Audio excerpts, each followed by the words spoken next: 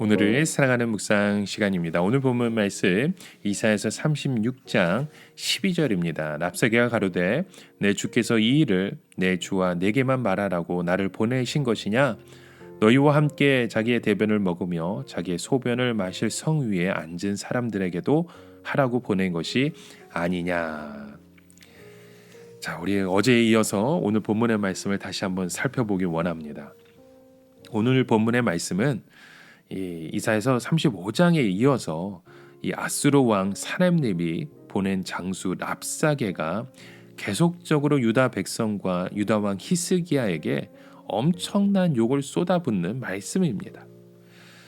하지만 유다 백성들이나 히스기야는 그 랍사게의 욕에 대해서 한마디 대꾸도 못하고 가만히 서서 그 욕을 처음부터 끝까지 다 들어야만 했습니다. 그것은 말로 표현할 수 없는 치욕이고 견딜 수 없는 고통이었겠죠. 아마 유다 백성들이나 히스기야는 부들부들 떨면서 그 치욕적인 소리를 들었을 것입니다. 그러면서도 그들이 그 욕을 다 들을 수밖에 없었던 것은 자신들의 힘이 없었기 때문이잖아요. 이때로 우리가 사람들을 만나다 보면 우리에게 그렇게 무지막지하게 욕을 퍼붓는 소리를 들을 때가 있습니다. 처음에는 그런 말을 들으면 막 피가 거꾸로 도는 것 같고 온몸이 떨려서 견딜 수 없고 잠을 이룰 수가 없잖아요. 그런 억울한 상황들이 우리 가운데도 일어나기도 합니다. 지금 랍사게가 예루살렘 성 앞에 와서 유다 백성들과 왕을 욕할 때 처음부터 유다 방언으로 욕을 했습니다. 그러자 유다 대표로 나갔던 사람들이 그 욕을 듣기가 너무 민망해서 랍사게에게 부탁을 합니다. 백성들이 이 말을 들으면 좋지 않으니 제발 아람 방언으로 해달라고 청한 것이죠. 그랬더니 랍사게는요, 오히려 내가 지금 말하는 것은 왕에게만 하는 말이 아니라 온 백성이 다 듣도록 하기 위해서라며 더 크게 유다 방언으로 유다 백성들을 욕했던 것입니다. 지금 랍사게는 하나님의 백성들을 어느 수준으로 보고 있는가 하면 마치 자기 대변을 먹고 자기 소변을 마시는 개 수준으로 보고 있는 겁니다.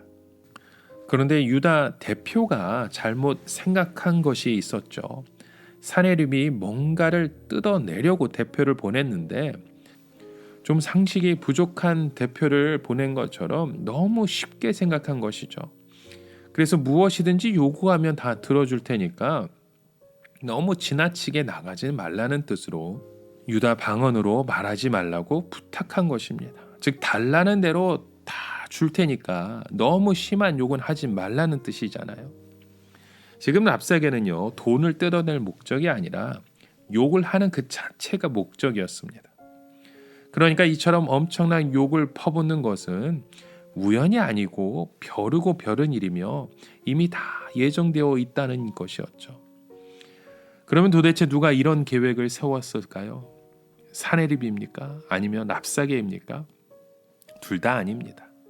바로 성도들의 원수인 마귀입니다. 이 사네립이나 랍사게는 단지 마귀의 하수인에 불과한 것이죠. 그들은 마치 미친 짐승처럼 입에 거품을 물고 욕을 퍼붓는데 사실 자기 정신으로 그렇게 하는 것이 아닙니다. 여러분, 하나님의 백성에게 있어서 몽둥이로 맞는 것보다 더 고통스러운 것이 있습니다. 그것은 이런 식으로 상대할 가치가 없는 사람이 면상 앞에다 대놓고 욕을 있는 대로 다 하는 것을 어쩔 수 없이 듣고만 있는 겁니다. 이것은 완전히 하나님의 백성들을 말로 죽이는 것이죠. 사회적으로 완전히 매장시켜 버리는 것입니다. 그 뒤로부터는 어떻게 얼굴을 들고 마음대로 다닐 수 있겠습니까? 그러나 이것도 하나님의 허락 없이는 불가능한 일입니다. 사탄이 하나님께 조르고 졸라서 겨우 허락받은 후에 자기가 할 수 있는 최대의 욕을 골라서 하나님의 백성을 말로 치는 것이죠. 우리가 여기서 알아야 할 것은 이런 치욕도 두 가지 종류가 있다는 것입니다.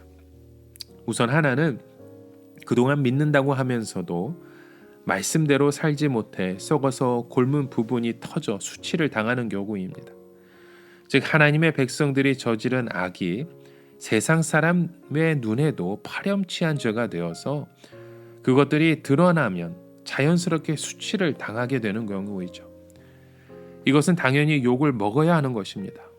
물론 성도의 입장과는 좀 더 다르지만 우리의 삶 가운데 그렇게 자연적으로 욕을 먹는 그런 리더자들의 모습을 보지 않습니까? 이것을 회개로 기회로 삼으면 우린 다시 소생할 수 있습니다. 하나님께서는 아무리 수치스러운 죄를 지은 자도 철저하게 회개하면 반드시 치료해주고 다시 회복시켜 주십니다. 아직 세상에 알려지지 않을 때에 빨리 회개하면 치욕을 당하지 않고 용서받을 수 있습니다. 하나님께서 침묵하시는 동안 하나님 앞에 나와 철저하게 회개하면 되는 것이죠. 또 하나의 경우는 너무 내면적인 죄의 문제여서 세상 사람들의 눈으로는 도저히 알 수 없는 경우입니다. 예를 들어 지금 예루살렘의 죄악은 세상 사람들의 눈으로 보기에는 전혀 죄가 아닙니다. 그들이 보기에 우상을 숭배한 것이 무엇이 죄이며 교만한 것이 뭐가 죄에게 되겠습니까? 그렇지만 하나님의 눈으로 보기에는 죄의 경우가 있습니다. 그럴 때 하나님께서는 백성들을 겸손하고 진실하게 변화시키기 위해서 사탄에게 이런 기회를 허용하시는 것입니다. 그때 대적하는 사람은 마치 실성한 사람 같습니다. 말도 되지 않는 소리를 가지고 욕을 막 퍼붓는데 사실 생각해 보면 내면 깊은 곳에 하나님 앞에서 교만했고 정직하지 못했으며 말씀대로 살지 못한 허물이 있는 것이죠. 이럴 때 우리는 하나님 앞에서 우리의 모든 교만들을 짜내는 것들이 필요합니다. 그래서 악을 사용하시기도 합니다. 여러분, 욕하는 당사자는 모르겠지만 사탄은 오래전부터 이런 기회를 노리고 있습니다. 이럴 때에는 타협이 되지 않습니다. 방법은 오직 하나, 욕을 다 얻어먹는 수밖에 없고 그 사람이 지쳐서 더 이상 욕을 할 힘이 없어질 때까지 기다리는 수밖에 없습니다. 여러분, 오늘 우리에게 주신 이 말씀을 통해서 우리가 듣고 있는 그 욕이 무엇 때문인지 우리의 삶의 모습을 다시금 돌아보며 주님 앞에 우리의 믿음의 고백을 다시금 세워가시는 그런 놀라운 은혜의 통로가 이루어지길 주의 이름으로 간절히 축원합니다. 함께 기도합니다. 하나님, 때로는 우리가 세상에서 너무나도 듣기 싫은, 때로는 민망한 그 욕을 들은다 할지라도 그곳에서 하나님의 그 인도하심을 다시금 소망하며 회복할 수 있는 복된 통로가 열어지게 하여 주시옵소서. 예수 그리스도의 이름으로 간절히 기도드립니다. 아멘.